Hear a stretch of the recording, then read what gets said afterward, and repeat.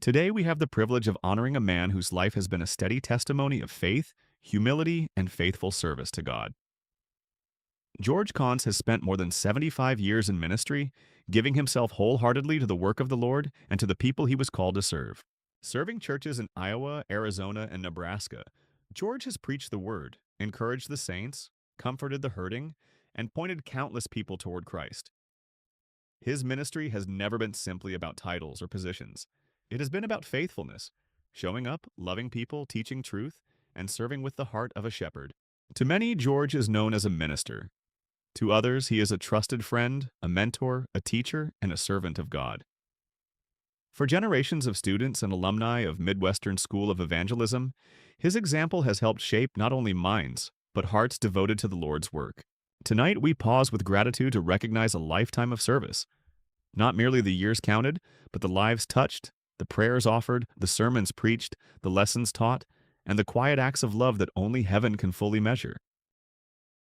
George Cons is one of God's most faithful servants. I first met George over 50 years ago when I was a teenager. He would frequently visit our home to speak with my parents about God, never once showing hesitation despite our family's poverty and difficult circumstances. Brother George played a pivotal role in my life. He ensured that my siblings and I were picked up for church services and driven home afterward, which involved a half-hour trip each way. He was also instrumental in helping me attend church camp. I never knew how it was paid for, but I always felt welcomed and never mistreated for not having the same nice clothes as the other children. His church consistently included me in monthly rallies, and Brother George believed in me when no one else did.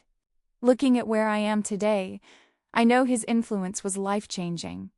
George is a wealth of godly knowledge. Even now, my husband and I turn to him whenever we have questions. Brother George has planted many seeds and served as a faithful foundation in so many lives. I am still blessed to hug him and greet him every Sunday. During my time at MSE, I had the privilege of supporting the church in Albia, Iowa, where I was blessed to spend considerable time with George and Melva. I have such fond memories of sharing many meals in their home. They even introduced me to coffee. Having grown up never drinking it and feeling shy about asking for water, I eventually requested a cup of coffee at their table, and I've been a coffee drinker ever since. George and Melva were incredibly hospitable, and their warmth truly made me feel at home. During my time at MSE, I helped with Wednesday evening youth activities in Albia, and there was a Halloween party planned at a local farm. George Cons asked me to retrieve something from his trunk, and while I was there, he sneaked up behind me wearing a nylon over his head. I was so frightened that I screamed for several minutes. He immediately removed his hat and the nylon, trying to comfort me, but I remained quite shaken. It is ironic because George was the last person one would ever expect to be frightened of. He felt terrible about the prank. I have always disliked costumes and masks, partly because I grew up in the country and didn't participate in trick-or-treating. But looking back, it remains a fond, humorous memory of his playful spirit. My wife and I relocated to Indianola, Iowa in the summer of 1986, drawn in part by the presence of an established Church of Christ in the community. Although George Cons was no longer serving as the pastor of that congregation at the time, our family has been deeply blessed by the lasting impact of his previous ministry and faithfulness. Now, as we celebrate our 40th year with this body of believers, we want to express our profound gratitude to George, not only for the enduring legacy he left behind, but for the ongoing encouragement he continues to provide through his faithful presence and participation in our communion and meditations. George Cons is one of the kindest and most faith-filled men I have ever had the privilege of knowing. His communion meditations were always a highlight at ICOC. He delivered them with both perfect theological depth and a characteristic twinkle in his eye. He is truly an incredible minister of the gospel whose legacy continues to inspire us all. Reflecting on George Cons, it is easy to focus on his skill as a speaker, but even as a troubled youth, I could clearly see the genuine glow and positivity he carried. The way he was loved and respected by his family, his daughters and sons-in-law, spoke volumes about his character. Beyond his public speaking, George possessed a rare, innate gift for hospitality. He made me feel like part of the family immediately, without ever needing to say or do anything specific. It was simply in his nature and the way he carried himself.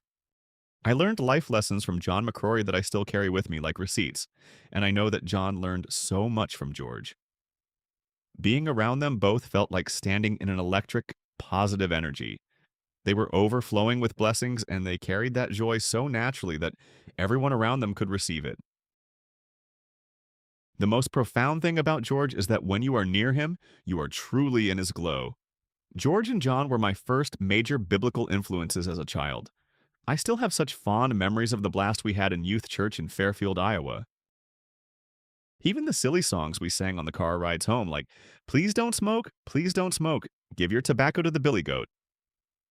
Thank you for being such a foundational part of my life. When I consider the ripple effect of George Conce's life, it is clear that his impact is exponential. He didn't just preach the gospel, he embodied it in his everyday actions. As the saying goes, the best teachers are those who live what they preach, and that is exactly who George was. I love you, George. You and John McCrory were foundational to my life. Without your guidance and influence, I don't know where I would be today. You helped pull me out of a dark place and provided the encouragement I needed to move forward.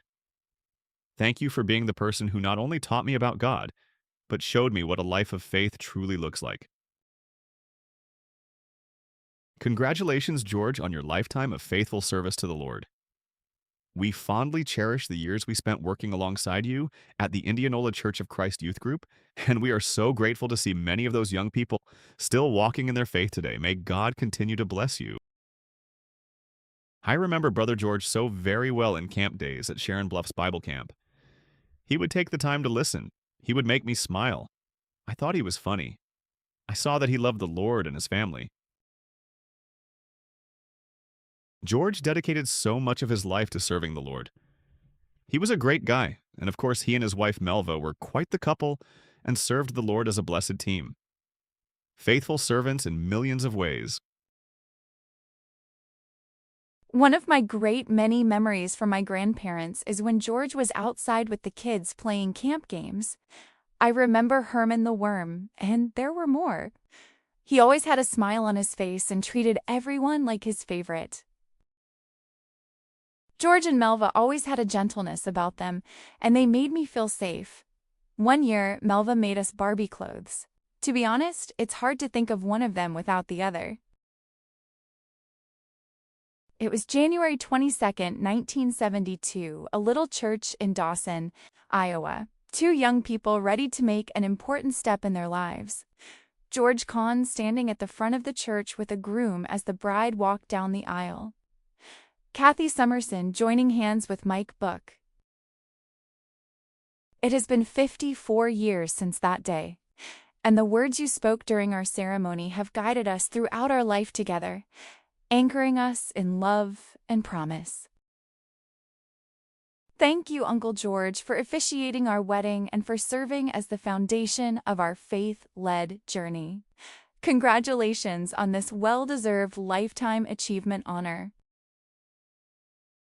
I remember George would do short children's sermons before the regular sermon on occasion. One time, he gave Easter lilies to the kids.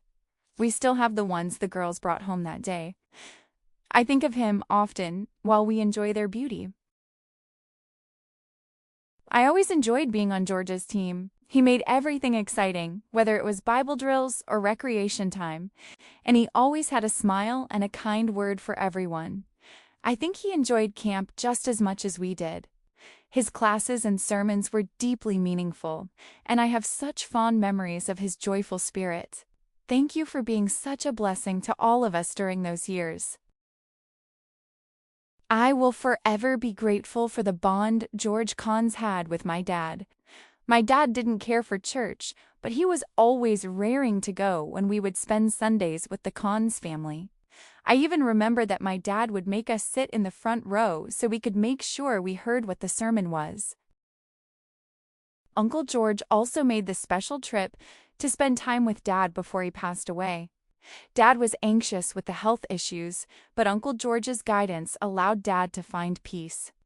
I am honored to call Uncle George his family and am extremely proud of all his accomplishments. As I reflect on George's life and his receipt of this well-deserved Lifetime Achievement Award, a favorite memory comes to mind. The time we snuck a puppy home from a youth rally. I am certain he knew exactly what was happening the entire time, yet he simply played along with a quiet, knowing grin. George has always possessed a unique gift for connecting with others while sharing his deep love for God. He made our faith journey both exciting and purposeful, challenging us to grow while consistently fostering a space that felt safe and welcoming. 3 memories about George Cons that came quickly to mind. Number 1, the Tar Baby sermon illustration. He gave it in a sermon preached around 1960 at a youth rally at Albia. I was around 10 years old. It was about the Tar Baby story. Brer Fox creating the sticky doll out of tar and clothes to trap his rival, Brer Rabbit. He used it as an example of how sin has power to hold you. He pretended his hand got stuck on the pulpit when he hit. Then he kicked it with one leg and it stuck, and then he said, "I suppose you're wondering how I'm going to get my other leg up there and hold it." Gunny sack races at Camp Kioma. There was a picture of George in the sack and another after he had fallen over, but as typical of him in my memory, he was all smiles even then. At one of the recent Centerville rallies, I talked to him about that memory and asked him if he would do that again for us. He quickly replied, "If you can get this walker in the sack, I'll do it." Overcoming the Crisis. Article in the April 2009 Voice of Evangelism. It is of a sermon that he preached at the 2008 Centerville rally. It was a very heartfelt sermon about his wife Melva's long battle of dealing with Alzheimer's. I wrote the following message to him about it on April 26, 2009. "George, I read your excellent Overcoming the Crisis sermon in the current issue of the Voice of Evangelism shortly before hearing of Melva's passing. The article and the subsequent announcement of her passing made a chronological progression that made a greater impression on me than if I had only heard of her passing, or if I had only read your articles. Your example of keeping wedding vows through the easy times and especially through the tough times is golden in worth. Those of us who are in the generation coming along behind you are truly blessed to have examples, both close and casual in the community of believers in which we were reared, who have lived by faith in God. You have demonstrated the principle that is rooted in an eternal perspective of looking forward to the city with foundations, whose architect and builder is God, in which there will be no more death or mourning or crying or pain. Your example helps us to keep looking too. Thank you." On behalf of the alumni of Midwestern School of Evangelism, it is our joy and honor to present this Lifetime Achievement Award to George Cons, a minister, a friend, and a faithful servant of God.